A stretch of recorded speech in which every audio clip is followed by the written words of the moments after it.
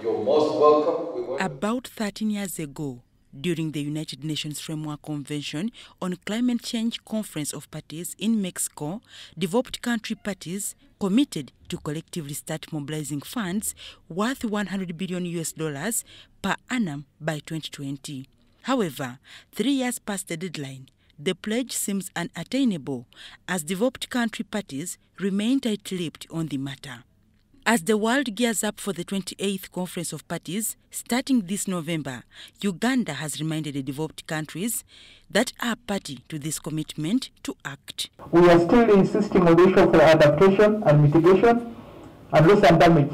Those are things we want to see delivered. And also the $100 billion that was pledged to the list of developed countries, which has never been brought. We want it now. This time there should be a serious commitment and delivery on that issue. Uganda, like other least developed countries, continues to suffer some of the worst effects of climate change despite having the least footprint as regards to greenhouse emissions. Beatrice Anywar, the State Minister for Environment at the line ministry, says with a strong political will evidenced in her acts and policies, Uganda remains determined to reverse the effects of climate change. I think Uganda, we are the only country, first of all, we have already I think there are 3 other countries which have, first of all, the Climate Change Committee that fast tracks the effect of climate change in the country. And now we have a Climate Change Act in place. Also at the conference, Uganda intends to push for the inclusion of targets and indicators in the framing of the decision on the Global Goal on Adaptation Framework.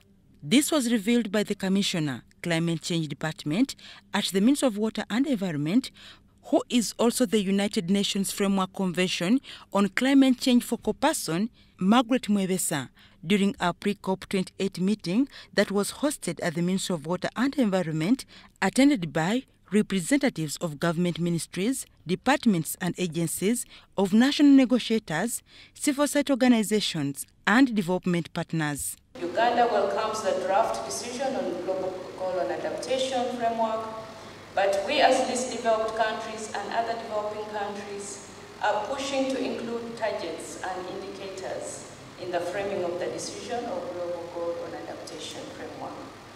We don't want to leave it blank because it can take forever, so we want to have a time frame regarding this. Meanwhile, unlike in the previous years where she participated as an observer, Uganda has this time round secured a pavilion, a platform that offers enormous opportunities for the nation to showcase her rich natural resources endowment that continue to position her as a powerful tourism destination. There are people who hear about Uganda and they don't know about Uganda.